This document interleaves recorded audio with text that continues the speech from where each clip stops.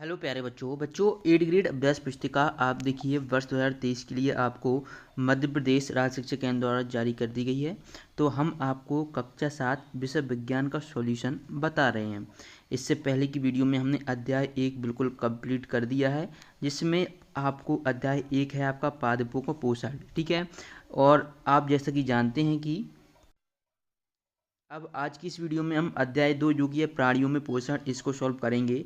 जैसा कि आप सभी जानते हैं बच्चों की अध्याय 1 में हमने अध्याय 1 तो कंप्लीट किया ही था, साथ ही साथ जो प्रोजेक्ट इसमें दिए गए थे प्रोजेक्ट 1 और 2 अध्याय 1 में वो भी हमने कंप्लीट किए थे। इसी प्रकार से अध्याय 2 में भी प्रोजेक्ट दिए गए हैं, वो भी हम इस वीडियो में कंप्लीट देखेंगे।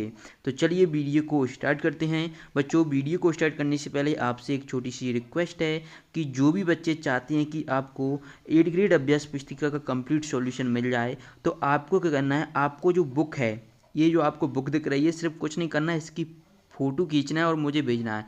तो इसके लिए आप मुझे मैसेज कर सकते हैं इंस्टा पर। इंस्टाग्राम आईडी आपको यहाँ पर शो हो रही होगी, है ना, यदि आप चाहते हैं कि आपको सॉल्यूशन मिले, ठीक है। यहाँ पर आपको स्क्रॉल हो रहा होगा इंस्टाग्राम आईडी, तो वहाँ पे आप मुझे मैसेज कर सकते हैं, बाकी का काम मेरा रहेगा, ठीक है। तब तक आप अध्याय 2 का सॉल्यूशन देखिए। तो इस तरीके का आपको कुछ दिया जाएगा। फिर इसके आगे आपसे पूछा गया है कि आपको लिखना है आपकी सहपाठी का नाम और प्रोटीन भोजन में शामिल करने के लिए क्या क्या खाता है वो, है ना। जब आपको ये बुक मिल जाएंगी तब आपको और क्लियरली समझ में आ जाएगा। तो यहाँ पर आपको पहला लिखना है मनीषा। बच्चों, ज़रूरी नहीं कि आप मनीषा लिखो, आप अपनी सहपाठी का नाम और कुछ भी होगा, जैसे कि मान लीजिए कोई भी नाम हो, जरूरी इन नामों को आप चेंज कर सकते हैं, ठीक है। जो प्रोटीन लेते हैं वो दूध और दाल के द्वारा। आस्था है जो कि दही, दाल और पनीर से प्रोटीन लेती है, जबकि नैन्सी है वह दाल और दूध से, और रीता है वह अंडा से लेती है, और जो बोधन है वह मछली से, और सूर्या है जो मूंगफली और दूध से क्या लेता है, प्रोटीन लेता है। और जो नैतिक है, नैतिक एक लड़की का नाम है, वो मछली और अंडा खाता है। उस देखिए मछली में सबसे ज़्यादा प्रोटीन हमें प्राप्त होती है। सुजीत है बच्चों, सुजीत दूध और अंडे से लेता है, जबकि विनय है वह दूध और अंडा दोनों का यूज करता है, और आशीष अंडा, दाल और पनीर से प्रोटीन लेता है। तो सबसे पहले आपको ये एक टेबल मिलेगी। ये जैसे ही आप सेकंड चैप्टर स्टार्ट करेंगे ना, तो आपको ये टेबल भर देना है। अब बच्चों, ये नाम आप चेंज कर सकते हो। आशीष की जगह आप रवि कर सकते हो, विनय की जगह आप गौरव कर सकते हो, सुजीत की जगह कार्तिक कर सकते हो, नैतिक की जगह अब एनी अदर आप अपने हिसाब से जो आपके दोस्त हों आप उनके नाम लिख दीजिएगा, और जो यहाँ आप चाहें तो आप वो लिख लीजिएगा। ओके, ये आपके हिसाब से है, कोई आपको वैसा नहीं कि आपको बुक का ही एजिट लिखना है, ठीक है। चलिए अब हम स्टार्ट करते हैं रिक्त स्थान। तो यहाँ से आपका स्टार्ट होता है जो रियल क्वेश्चन, जो आपका पार्ट 2 है ना, पादपों में पोषण। तो पहला था ये, दूसरा आपका यहाँ पर आपको मैंने बता दिया कौन सा चैप्टर है। तो चलिए इसमें क्या रिक्त स्थान में बताना। तो पहले देखिए, जटिल खाद्य पदार्थों को सरल खाद्य पदार्थों में विघटन कहलाता है, तो ये पाचन कहलाता है। ओके, यहाँ पर आप पहले में पाचन करेंगे। खाली स्थान, कैल्शियम कार्बोनेट के कठोर कवच वाले जंतु का आहार करती है, तो ये कौन करती है, तो इसका उत्तर करेंगे स्टार फिश। इसके बाद तीसरा देखिए, आहार को मुख गुहा द्वारा अंदर लेने वाली प्रक्रिया को कहते हैं, तो आहार को मुख गुहा द्वारा अंदर लेने की प्रक्रिया को अंतःग्रहण कहते हैं। इसके बाद देखिए प्रश्न 4, स्वाद का पता लगाने के लिए जीभ पर होती है, तो ये होती हैं स्वाद कलिकाएँ होती हैं। यहाँ पर आप लिखेंगे इसका सही उत्तर स्वाद कलिकाएँ। इसके बाद देखिए 5, आमाशय का स्त्रावण करता है, तो आमाशय हाइड्रोक्लोरिक अम्ल का स्त्रावण करता है। तो इस तरीके से आप रिक्त स्थान कंप्लीट करेंगे। रिक्त स्थान के बाद पार्ट 2 में आपको जो दिया जाएगा वह है आपका सही विकल्प। तो इसमें पहला प्रश्न है कि लाल ग्रंथि रस स्त्रावित होती है, तो ये लाल जो ग्रंथि है वह लाला रस से स्त्रावित होती है, तो आप इसका सही उत्तर करेंगे ऑप्शन बी। इसके बाद दूसरा है, शरीर की सबसे बड़ी ग्रंथि जो पित्तरस का स्त्रावण करती है, और जो शरीर की वो क्या है, यकृत है। ओके, यकृत शरीर की सबसे बड़ी ग्रंथि होती है जो पित्तरस का स्त्रावण करती है, आप सभी को पता होना चाहिए। यकृत को हम इंग्लिश में लीवर बोलते हैं। इसके बाद देखिए, क्षुद्रांत की आंतरिक भित्ति पर अंगुलियों की समान रचनाएं कहलाती हैं। जो क्षुद्रांत होता है, एक क्षुद्रांत होता है, एक बृहद्रांत होता है, एक यकृत होता है, ये तीनों आपको समझना चाहिए। जो हमारे जो पाचन तंत्र होता है मनुष्य का, उसमें इम्पोर्टेंट रोल निभाती हैं। तो इसमें क्या बोला कि क्षुद्रांत की आंतरिक भित्ति पर अंगुलियों की समान रचनाएं क्या होती हैं, तो ये दीर्घरोम होती हैं। यहाँ पर आपका ऑप्शन ए सही रहेगा। इसके बाद हम बढ़ते हैं प्रश्न 4 की ओर। प्रश्न 4 है कि मनुष्य के भोजन में सेल्यूलोज का पाचन नहीं होता है क्योंकि। अब सेल्यूलोज क्या होता है आप सभी को पता होगा, जैसे हम ककड़ी खाते हैं ना, तो ककड़ी हमारे उसमें कुछ सेल्यूलोज की मात्रा रहती है, तो वो क्या हमारा पाचन तंत्र होता है उसमें पचता नहीं है। क्यों नहीं पचता, तो इसका आंसर हम लिखेंगे, पहले ऑप्शन पढ़ते हैं कि मनुष्य सेल्यूलोज युक्त भोजन ग्रहण नहीं करते हैं। तो ये तो गलत है क्योंकि मनुष्य करता है। मनुष्य के पाचन तंत्र में सेल्यूलोज के पचाने वाले सूक्ष्मजीव नहीं पाए जाते, तो यही आपका सही है। ओके, तो यहाँ पर आप इसका सही उत्तर करेंगे ऑप्शन बी। ठीक है, चलिए इसके बाद 5वां देखिए, चीरने एवं फाड़ने वाले दांत कहलाते हैं। तो चीरने एवं, अभी आगे आपको प्रश्न भी दिया गया है दांत कितने प्रकार के होते हैं, तो उनमें आपको लिखना है कि कृंतक होता है, रदनक होता है, चवणलक होता है ना। तो इनकी कार्य भी बताया गया है, तो इसमें आपको पता चलेगा कि जो रदनक होता है वह चीरने एवं फाड़ने वाले दांत कहलाते हैं। तो यहाँ पर आप ऑप्शन बी इसका सही आंसर करोगे। चलिए अब हम बढ़ते हैं अति लघु उत्तरीय प्रश्न की ओर। बच्चों यहाँ से आपके वो स्टार्ट हो जाते हैं अति लघु उत्तरीय प्रश्न, जिसमें प्रश्न एक है कि पितरस कहाँ एकत्रित रहता है। ओके, तो इसका आप उत्तर लिखेंगे कि पितरस पित्ताशय में एकत्रित होता है। तो इसका सही आंसर आप लिखोगे पितरस कहाँ पर, पित्ताशय में होता है। इसके बाद बच्चों दूसरा देखेंगे कि सामान्यतः मनुष्य में क्षुद्रांत की लंबाई कितनी होती है। तो इसका आंसर आप सही लिखेंगे कि मनुष्य में क्षुद्रांत की लंबाई 7.5 मीटर लंबी होती है।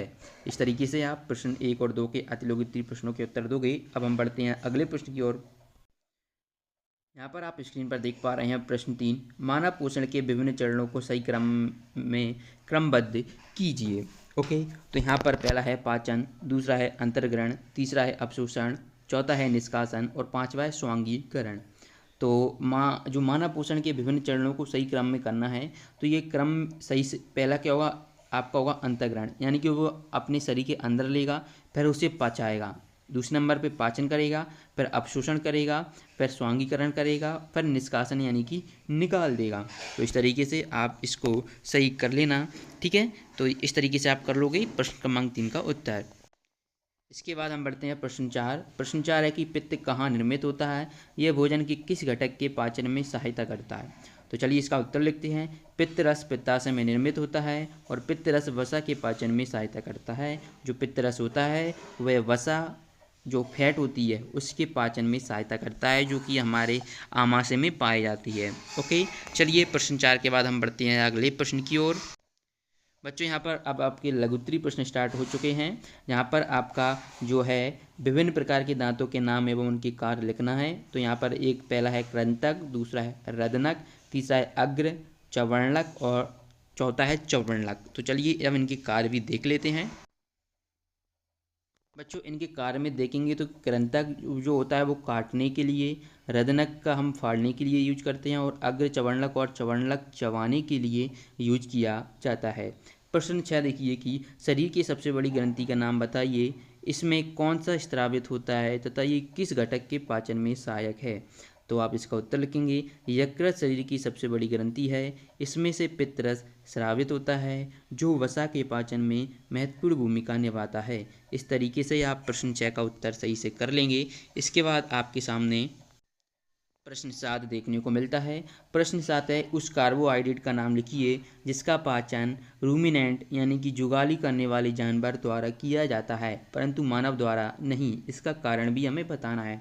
चलिए इसका उत्तर लिखते हैं। देखिए घास जो होता है वो सेल्यूलोज नाम का जो कार्बोहाइड्रेट होता है घास में, ठीक है, सेल्यूलोज नामक जो कार्बोहाइड्रेट होता है जानवरों के आहार नाल में जो अग्रनाल नाम की थैलीनुमा संरचना होती है जो सेल्यूलोज का पाचन करती है। मनुष्य में ये संरचना अनुपस्थित होती है और अभी बताया था सेल्यूलोज इसलिए हमारे शरीर में हम पाचन नहीं करते हैं, पचता नहीं हमारे शरीर में। ठीक है, चलिए इसके बाद देखिए प्रश्न 8 आपको देखने को मिल रहा है। यहाँ से प्रश्न 8 आप देखेंगे तो दीर्घरोम क्या है, ये कहाँ पाए जाते हैं एवं इनके कार्य लिखना है। तो आप इसका उत्तर लिखेंगे कि क्षुद्रांत की आंतरिक भित्ति पर अंगुली के समान डमरी हुई संरचना होती है। ओके, यह उमरी हुई संरचना होती है जिन्हें दीर्घरोम कहते हैं। दीर्घरोम पची हुई भोजन के अवशोषण में सहायता करते हैं। तो इस तरीके से प्रश्न 8 आपका कंप्लीट होता है। बच्चों इसके बाद देखिए प्रश्न 9 है घास खाने वाले जंतुओं में पाचन क्रिया लिखिए। तो आप उत्तर लिखेंगे कि गाय, भैंस एवं हिरण जैसे घास खाने वाले जंतुओं में जो रूमिनेंट कहलाते हैं वे पत्तियां का अंतर्ग्रहण तीव्रता से करके उन्हें निगल लेते हैं तथा रूमेन में भंडारित कर लेते हैं। कुछ अंतराल के बाद भोजन पुनः मुख में आ जाता है और पशु धीरे धीरे जुगाली करके उसे पचाते हैं। जुगाली आप देखते हैं जब वो करते हैं तो लार जो निकलती है वो उसी समय निकलती है। ओके, यहाँ से प्रश्न 10 देख सकते हैं स्क्रीन पर। मानव पाचन तंत्र का नामांकित चित्र बनाना है एवं उनके मुख्य भागों के नाम लिखना है। तो चलिए पहले मुख्य भागों के नाम देख लेते हैं, फिर इसका नामांकित चित्र भी देखेंगे। तो सबसे पहले आप देखेंगे मानव पाचन तंत्र के मुख्य भाग, जिसमें पहला होता है मुख गुहिका, दूसरा है ग्रसिका, तीसरा है आमाशय और चौथा है क्षुद्रांत, पांचवा है बृहद्रांत और ये मलद्वार यानी कि गुदा। अब चलिए इसका जो डायग्राम रहेगा वो किस तरीके से बनाना है। यहाँ आप इसका डायग्राम देख पा रहे हैं, इस तरीके से आप इसका डायग्राम बना सकते हैं। ओके, चलिए या पर आप मानव पाचन तंत्र सर्च करेंगे तो वहाँ से आपको गूगल पर मिल जाएगा। अब हम बढ़ते हैं प्रश्न 11 की ओर। प्रश्न 11 में 2 प्रश्न है आ और बा। आ में पूछा गया है कि अमीबा में भोजन एवं पाचन को चित्र बनाकर लिखना है। तो यहाँ पर आप लिखेंगे कि अमीबा पादप द्वारा भोजन अंतर्ग्रहण करता है जो खाद्य धानी में फंस जाता है। खाद्य धानी में ही पाचक रस स्रावित होते हैं जो खाद्य पदार्थों को सरल पदार्थों में बदल देते हैं। पचा हुआ खाद्य धीरे धीरे अवशोषित हो जाता है। ये आपको यहाँ पर डायग्राम देखने को मिल रहा है अमीबा का। इसके बाद इसका भाग बा है, निम्न पाचन संबंधित क्रियाओं को संक्षेप में लिखिए। तो इसमें पहला है अंतःग्रहण और दूसरा है स्वांगीकरण। तो अंतःग्रहण क्या होता है कि मुंह के माध्यम से शरीर में भोजन ग्रहण करने की प्रक्रिया अंतःग्रहण कहलाती है। और स्वांगीकरण क्या होता है कि रक्त में अवशोषित भोजन को प्रत्येक कोशिका के साथ साथ ऊतक तक पहुंचाने की जो प्रक्रिया होती है वह आपकी स्वांगीकरण कहलाती है। तो इस तरीके से आप पहले और दूसरे जो प्रश्न 11 के उत्तर है आ और बा का उत्तर कर लेंगे।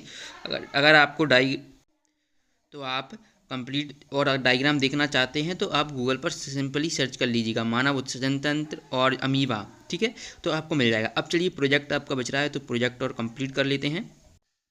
ओके बच्चों, तो पेज नंबर 14 पर हम आ चुके हैं और अभी तक आपने इस चैनल को सब्सक्राइब नहीं किया है तो चैनल को सब्सक्राइब जरूर कर लें, क्योंकि इससे क्या होगा जैसे ही आप चैनल को सब्सक्राइब करके बेल आइकन के बटन को प्रेस कर लेंगे ना, तो जैसे ही मैं अब अध्याय 3 की वीडियो डालूंगा तो उसकी नोटिफिकेशन आपके पास पहुँच जाएगी। ओके, तो चलिए प्रश्न 1 है प्रोजेक्ट 1 में, प्राणायाम क्यों आवश्यक है। धूम्रपान की आदत को रोकने के लिए दी गए स्थान पर एक पोस्टर हमें धूम्रपान रोकने हेतु एक नारा भी लिखना है। ठीक है, तो आपको ये नारा यहाँ पर आपको देखने को मिल रहा है कि अगर शरीर का रखना है ध्यान तो आज से बंद करो धूम्रपान। तो ये आपको यहाँ पर इसे जो एक डायग्राम बना देना है। यहाँ पर सिगरेट है, इसको नो स्मोकिंग, स्टॉप स्मोकिंग भी लिख सकते हैं। इसके द्वारा आपको ये पहला प्रोजेक्ट कंप्लीट कर लेना है। इसके बाद प्रोजेक्ट 2 आता है आपका, जीवन रक्षा घोल कैसे बनाया जाता है तथा उसके उपयोग भी आपको लिखना है। ओके, तो यहाँ पर बनाने की विधि और उपयोग। तो बनाने की विधि क्या होती है कि जल को उबालकर उसमें थोड़ा सा नमक तथा चीनी मिलाकर एवं उसके साथ में 2-4 बूंद नींबू का रस डालकर तैयार किया जाता है। और उपयोग कब आता है, जब हमें उल्टी व दस्त आते हैं तब हम इसका उपयोग कर सकते हैं, निर्जलीकरण में और कमजोरी लगने में। ठीक है बच्चों, इस तरीके से हमने यहाँ पर ये कंप्लीट सॉल्यूशन देख लिया है अध्याय 2 का। चलिए मिलते हैं नेक्स्ट वीडियो में, धन्यवाद।